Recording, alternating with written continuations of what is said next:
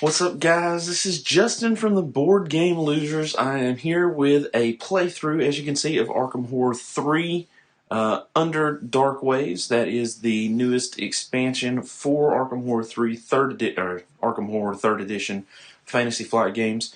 Again, continuing our series that we've already started. And I have the board set up, as you can see. I've got everything ready, I think. So, as is tradition, we're going to go over our heroes, investigators. The investigators have once again been picked from the expansion itself, so these are going to be 3 brand new people.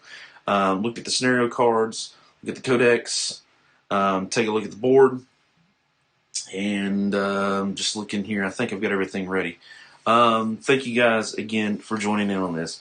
Super excited to finally get back to this. It's been a while, and I had some issues getting the cameras to work, and they're hopefully working now, so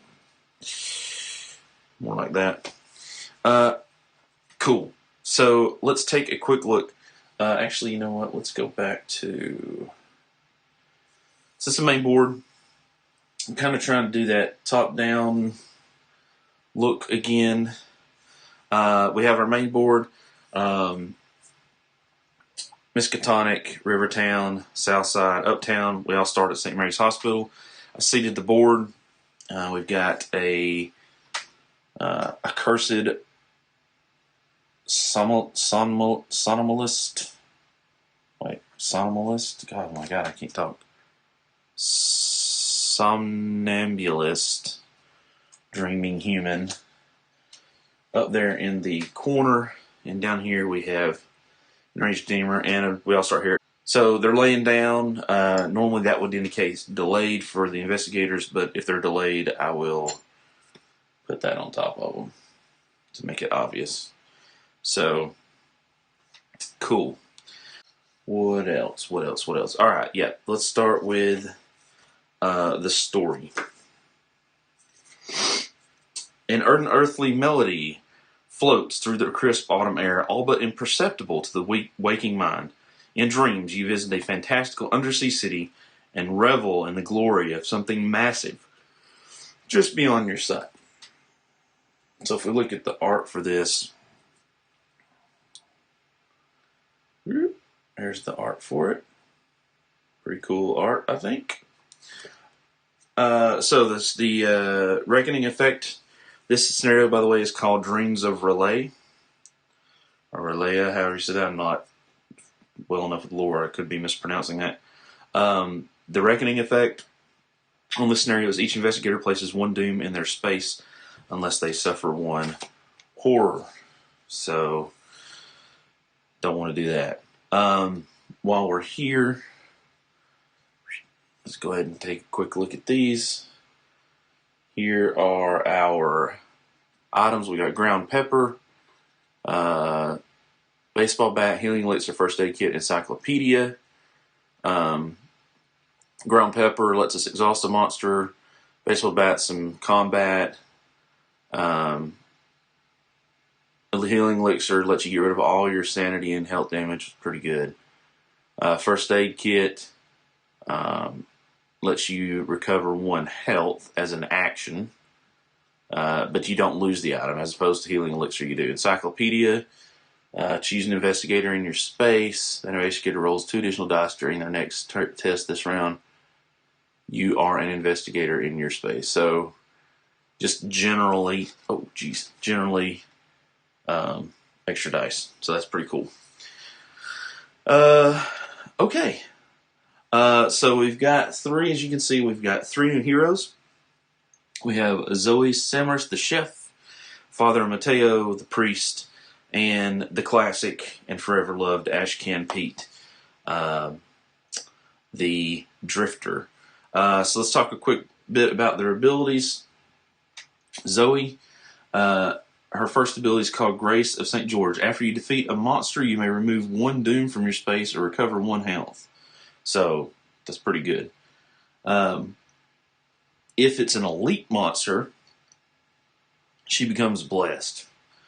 as she defeats it. So that's I guess it's pretty good, because then you don't have to worry. You don't have to do something to get those cards. Her focus limit's 2. Really good at will, really good at lore, really good at combat, absolute crap at observation. Starts out with 3 money. She has a chef's knife, which is her first item that gives her 2 combat as part of an attack. After you re-roll a die while resolving a test, add 1 to the result of that test. What's cool about her knife is it doesn't have to be exhausted. After you re-roll a die while resolving a test, add 1 to the result of that die. So, I mean, I don't see it as an action, or it doesn't say discard this or use it as an action. So the way that I understand it is it would not be exhausted. Her other item is Zoe's Cross. After you become engaged with a monster, you may deal 1 damage to this item. To test will, deal damage to that monster equal to your test result. And it's got 3 health, so pretty powerful. Can't use it too many times, but I mean, with a will of 4, potentially 5, if we put focus on that, that's a lot of damage. Second hero, Father Mateo, the priest. First ability, Memento Mori. Once per round while resolving test, you may spend 1 remnant to reroll 1 or all of your dice. So he's going to use remnants for rerolls. Pretty cool. Blood of Martyrs. After you suffer 1 or more damage, you gain 1 remnant. So that's how, if he takes damage, he's going to get remnants. Those guys do rerolls. So we're either going to want to give him some healing or give him items and/or allies that can soak up health hits so that he can be using those rerolls to be effective. Focus limit of 3. High on lore, high on will, crap on observation. So that's going to be a problem along the way somewhere. But it is what it is. His items are Signum Crucis, Encounter. It's an innate talent. Encounter. Test will -1. For each success you roll, choose an investigator in any space to discard 1 condition, recover 1 health, or recover 1 sanity, and that's for each success. So he's going to roll, to begin with, 3 dice, possibly 4 if we focus. And that also brings up another keyword, a new keyword, I believe, for Dark Waves.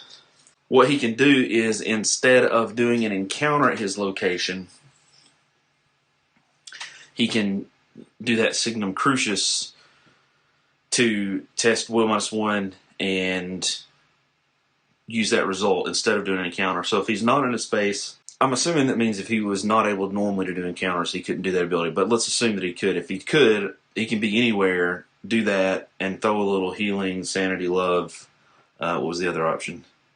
Discarding a condition. So that's actually pretty powerful. Hold Back the Darkness is the next one.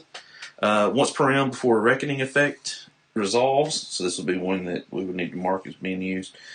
You may test lore -1. His lore is 3 to start with. If you succeed, do not resolve the Reckoning effect. So if we get some bad Reckoning stuff going on, he can defend against that. Finally, Ashcan Pete. Everybody loves Ashcan. Scrounge. After you perform a Gather Resources action, you may gain an item with a printed value of 2 or less from the display, which is pretty good, because right now that's the ground pepper, the baseball bat, or the first aid kit. So he can get stuff pretty easily. He starts with $1. His items, what he's got on him is, again, an encounter ability. So instead, it says once per round for his encounter ability. Again, it's a talent, innate. Once per round, you may choose an adjacent space. Resolve an encounter as though you are in that space, rolling 1 fewer die for the test. So if he was, let's say, well, we'll use this. So let's say that he was here at the Historical Society, and he could choose to, assuming he could do an encounter, maybe do the South Church. If it had a will roll or a lore test, normally that would be 3. Instead, he'd roll 2. So it kind of gives him some agency, maybe get him out of a bad situation. And of course, the always faithful, always present Duke ally. +1 is part of an attack action, so his combat with his strength would be 4 if he's using Duke to begin with. As part of a trade action, you may trade with 1 or more investigators in your neighborhood. Now remember, a normal trade action is only going to let you trade, I believe, with 1. Go check. Yeah. It says it lets you trade with any number of possessions, but only with 1 investigator. So if he's there, he can trade with multiple investigators. So that's pretty cool. What else we got going? I think that's all the investigators. That's the main encounter. Also, you'll notice, we'll look at it here since it's there. On the board, you're going to notice some new locations, right? These guys right here. So these are new to under Dark Waves, and what these are I think they call them wayposts or something like that. But anyway, they're spaces that you can go to, and they're essentially travel spaces. And the way they work is they all have a symbol. So there's like a crossroads sign, like 2 arrows, like on a road. And then this one here is like a train station. Right? It's got the little X for like a train station. And then this has got a boat with the wheel there. So what you can do is on the map, any of these icons that match, you can pay $1 to go to them, to travel to them. So when I set this board up, I was kind of confused because I'm looking at the board and I'm going, okay, like that's how that works. I get it. But there's 1 of each. There's nothing else on here. Then I started setting up the next part of setup, which was the Codec. So the Codec, we'll start with this one. So if you'll notice, there's a number of different cards here, right? So the way these cards, the way this is seated, is it had me take 117, 118, 119, 120. It had me take those cards, which apparently I didn't shuffle, and I shuffled them, and then I put them underneath this 106 card. So now, I'm assuming that after we read this, if we flip this card, that means this is going to flip, and these locations I could see were being added. But you'll notice, see how this location's got that sign right there. So it's going to be set apart. That's the cool thing about Under Dark Waves. So now, in every other expansion and everything else we've done, you've got your neighborhoods. Your neighborhoods are connected with streets. All the locations are connected. Now, they may not necessarily all be connected on every side, but they're all connected, right? In Dark Waves, Innsmouth, Kingsport, those places are actually set aside as an island, and the way that you get to those locations and the different places on those locations is via these travel spaces. So that is why these are set up. So at some point in time, when this flips, we're going to be getting some new locations, which I'll have to set up, and we'll then be able to travel from a regular location to those locations, right? So that's going to change. I think it's pretty neat. I think it's neat to have that because we've not seen that yet. So that's how that works. So we talked about the scenario. We talked about the heroes. Now let's talk about the Codec and the main story. So let's start with this card we've seen before, Outbreak. Windows are shut, curtains are drawn, doors locked, citizens hurry through the streets, casting glances over their shoulders. A sinister unease gathers in the city, lurking on the rooftops and pooling in every shadow. As dread mounts, people and animals react in unpredictable ways, fleeing or lashing out at those around them. And with each new outbreak of fear and violence, the Ancient One grows stronger. The Ancient One is a jerk. If a space has 4 or more doom, remove 3 from that space, then place 1 doom in each other space in that neighborhood, and 1 doom on the scenario sheet. So we've seen that before. Instead of having anomalies that lock a location down, it's going to put doom on the scenario sheet. That's how that works. So the next codec. The music that is called Maddening Melody. The music that permeates your dreams, and this is from the expansion. The music, this Dark Waves expansion. The music that permeates your dreams is driving the people around you to violent and dangerous delusions. As it swells in volume, the unearthly melody grows more disastrous. You must work quickly. Each time doom is placed on the scenario sheet, place one white marker on the space with the most doom in a neighborhood that does not contain a white marker. When there is 4 or more doom on the scenario sheet, flip this card. But this also has an encounter option. So just like that, Father Mateo, just like Ashkin and Pete having that new encounter keyword, this card has that keyword as well. You may suffer 1 direct horror, which I believe direct horror means you have to put it on you. To research a clue, this ability may only be performed by an investigator in a space with a white marker. Interesting. So that is another way to research clues onto the scenario sheet. But it means that we've got issues with the doom. And the final card, the 106 card, this is the one that's got multiple ones, called Song of Chaos. Strange music echoes through Arkham, and with it comes a strange dream of dark water and towering spires. Dr. Mahesawaran, that's probably totally wrong. If you're a person that reads and knows this lore, I apologize for my butchery of that name, has called you to one of the wards at St. Mary's, where a number of his patients have suddenly grown violent, attacking the orderlies and each other in their sleep. She pleads with you to find the source of this insidious music before it drives more of the city to madness. When there are 2 or more clues on the scenario sheet, flip this card. So that is where we begin. I have the bag of fun here. Not really anything special there, seated fairly standardly. The contents of the bag are 3 doom, 2 monster, 2 clues, 2 headlines, 1 blank, 1 reckoning, and 1 gate burst. So, I think that is everything.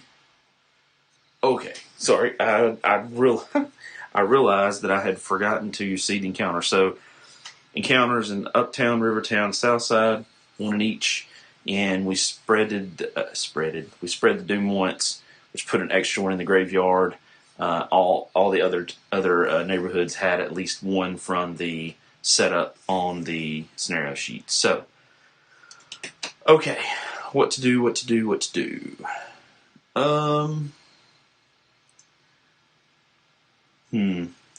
Let's start. I mean, I always like. I think Ashcan is going. He's got the best. No, sorry, not Ashcan.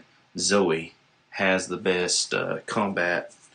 So let's move Zoe here, just below where she's at.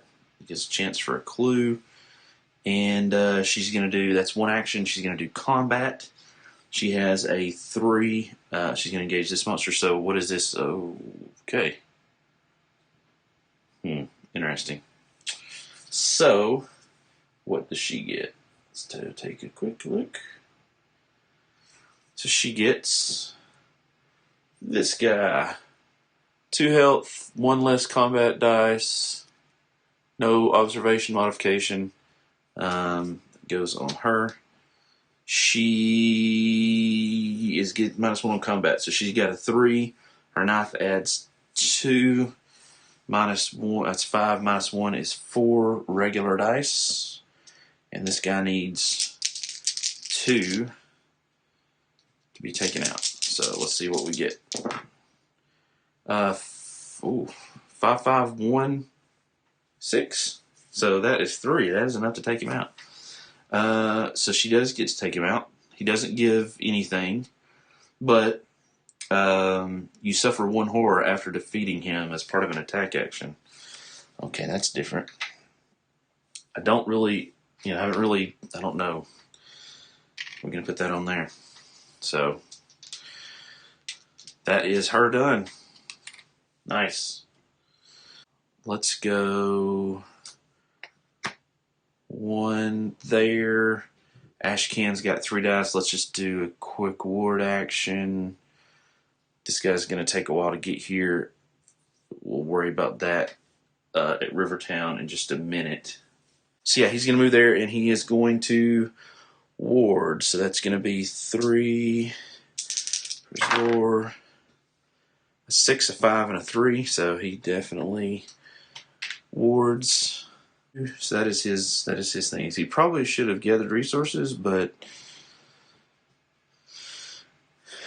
what's done is done. I'm trying to, like I said, script all this out. I mean, you guys know me. I play it straight, and sometimes that is to my detriment, but that is the reality, right? This game is not, if you want a feel-good game, this is not the game for you. It is going to beat you up, and it is not going to care. The Ancient Ones are fickle misters and mistresses. Something like that. Okay, cool. So that is Ashcan. Ashcan did it. So let's go Father Mateo. He's going to move, I think. Yep, he's going to move 1, 2 to here to have a chance for this. And then I think he's going to focus. And let's focus his observation. I think he's kind of low in that. For now, we're going to focus his observation. And that is everybody's turn. So, what are we going to do next? Monster phase. So, each ready monster activates. Right now, there's only 1 monster on the board. There's nothing that's engaged with anybody. That should be the second step. So, that is going to be this guy. And he is going to place 1 doom in this. Oh, shoot. I didn't read that. Crap. Well, we got to get up there and do something about that. That makes sense. Zoe. 1, 2. Jeez. I think Father Mateo is going to have to do it next round. He's kind of crap at that, but he's going to have to do it, I think. Gonna have to try to. Okay. So he did his thing. He's readied. Each engaged monster does. Each exhausted monster ready, so we're good with that. Then we do encounters. So we'll start with Uptown. Let's go over to our investigators. Boom. One of these days I'll have like a stream deck so I can just go boop, boop, boop, and not have to be like, you can put it over here, like a little pad, and go. One of these days. Okay, Uptown. We have 2 cards. 1 and 2. So we'll start with Zoe. And Zoe's card is not a clue card. She is at Ye Old Magic Shop. The shop is warm, but the street outside is shrouded in thick fog. Reveal the top 4 Reveal the top 4 spells in the spell deck. You may buy one of them for half price, rounded up. I guess the shuffle is, do that legit. And then 4. And it's half price, rounded up. You see? So we've got flesh wards. That would cost us 2. Let's do a lore check. Prevent damage. It's going to cost her a horror. Okay. Binding. Choose one monster on any space and test lore using that monster's evade modifier. If you pass, exhaust that monster, which disengages it. Okay. Find gate for 2. Test lore. If you pass, you move to a space of your choice with 1 or more doom. It costs 2. That's double. Yeah, that's pretty. Mist of Relays is the next one. You may test lore in place of observation as part of an evade. Half price rounded up, huh? So we've got 1, 2, 2, 2 cost wise. Yep, I'm gonna buy flesh ward for her, I think. It's gonna cost me 2 money. Boom. I don't even need this there again. These all go back. Return the rest to the bottom of the deck. So we're going to go back to the bottom of the deck. Interesting. That means we will not see them again, most likely. Whether or not you buy a spell, when you leave the shop, you get the clear impression of skeletal faces in the mists. Oh, Lord, suffer one horror. Jeez. Really? That's horrible. Okay. That was just a regular encounter, so that's going to go to the bottom of that uptown. The next uptown is not the clue, so we know the next one is definitely the clue. And this is for Ashkin, who's at Hangman's Hill. A filthy burlap sack hangs from the rotted gallows by a length of moldy rope. Test will. Okay, he's got a 3. 6, 2, 6. That's 2 successes. If you pass, you stay calm and reach the up to claim the bundle. Gain 1 common item. Okay. Okay, so this is, and I don't know if I've done this wrong in every other playthrough, but maybe I have. I don't know, but when I read in Underdark Waves, it specifically talks about gaining. So I'll show you where it's at too. As a matter of fact, it talks about like gaining things, which was interesting because I'd never. I guess I just always done it wrong. I don't know. So here it is on page 10.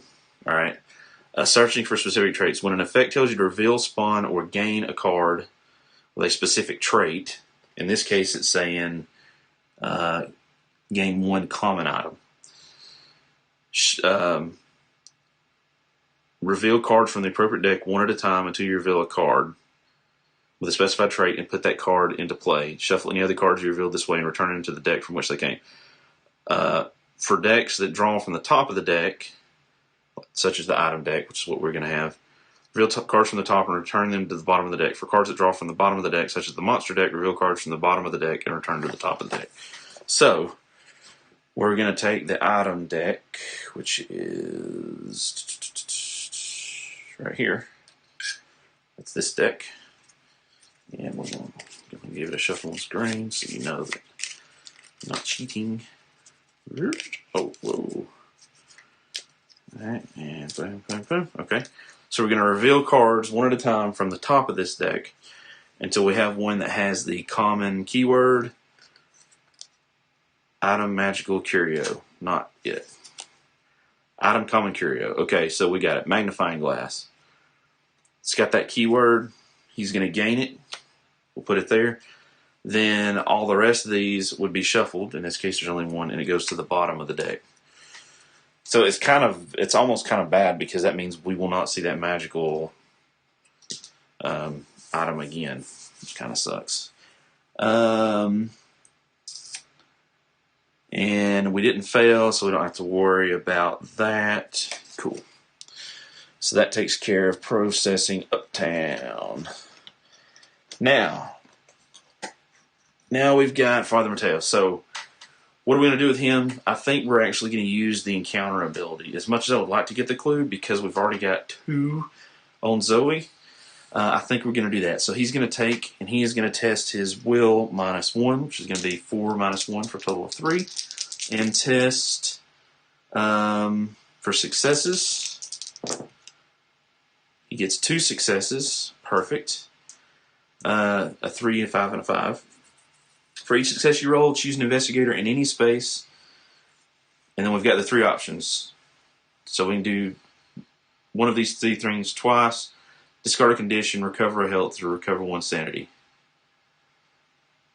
Now, the interesting part is that this says choose an investigator. So whatever our successes are, we can't spread it out.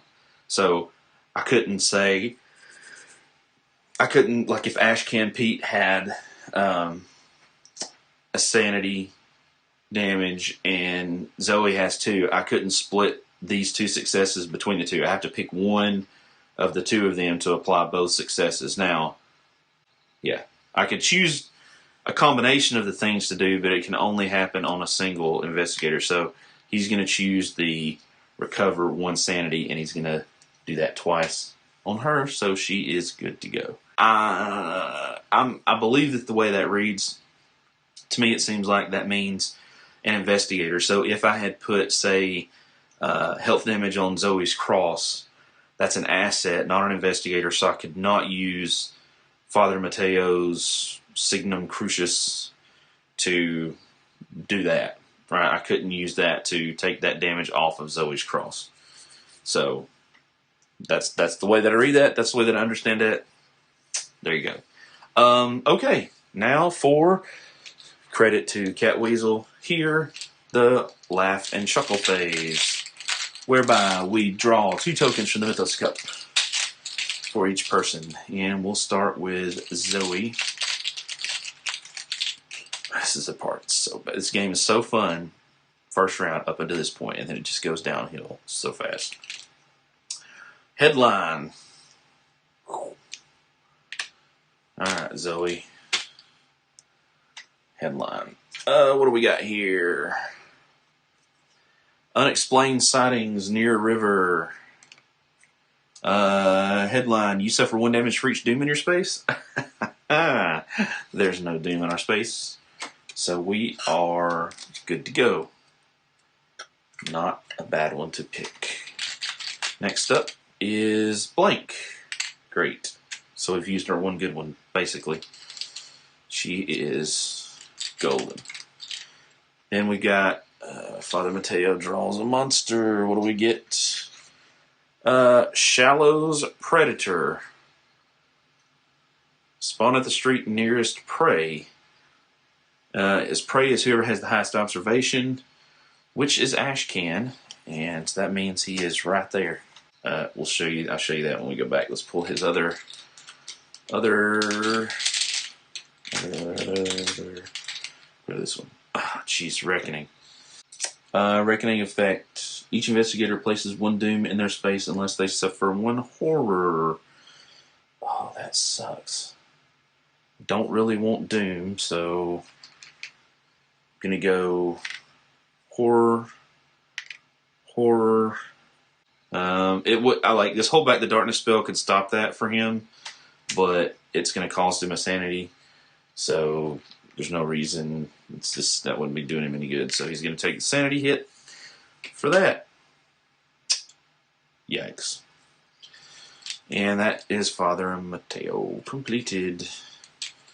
Now we got Ashcan Pete.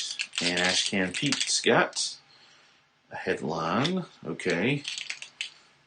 His headline reads, oh dear God.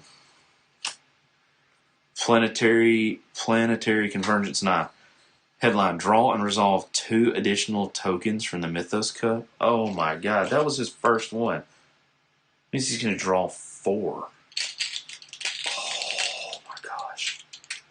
Clue, okay. I mean, I guess that's a thing. Oh, this game already screwing us. Uptown is what we drew. So let's take clue token in Uptown. 1, 2. Shuffle. Yep. That's 2. That's one of the additional 2. Then he's doing monster. Ridiculous. The leader. We didn't say. The leader is always basically put the left-hand person as the leader. So, occult ritualist. We've seen this guy before. Spawn at street nearest leader. Street nearest leader. So we can choose. Let's right there. It's going to generate doom, so we'll put it right there. Now we draw the actual second token. Oh my god, which is a gate burst.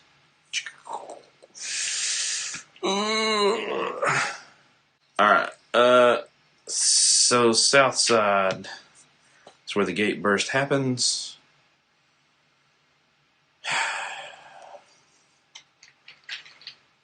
This may be a short one. So, everywhere in south side. Alright, we shuffle the 2 cards. Doop-a-doop-a-doop-a-doop. I don't know really how I shuffle 2 cards. I have to keep talking until I forgot which one's what. And we'll stop there. Alright, and those go back to the back. And that is Ashcan done. And we are back to our regularly scheduled programming.